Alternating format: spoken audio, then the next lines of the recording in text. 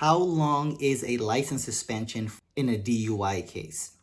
So typically what happens is upon you being stopped by law enforcement, investigated for a DUI, and thereafter arrested for DUI, then at that point, law enforcement typically confiscates your physical driver's license. Upon doing so, the law enforcement will typically give you a pink piece of paper in the state of California. And that pink piece of paper essentially is your temporary driver's license for up to 30 days. In addition to that, it gives you information as relates to your rights in terms of contesting your potential license suspension that's coming. In there, you have 10 days to make a decision. 10 days.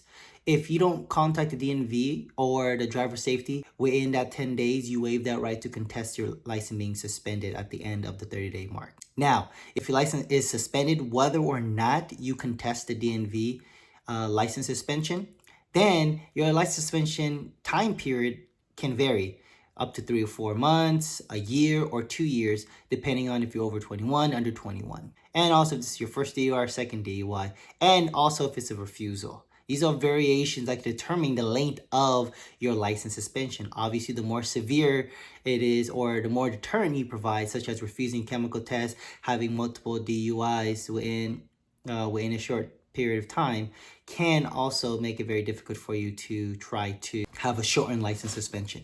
However, you can always request for a restricted license, but that's also going to depend on the age and the circumstances, whether or not you refused or not. If you have a DUI or you've been arrested for a DUI and you have set a DMV hearing, make sure you contact us at Shaw 3 Law Firm so we can contest it.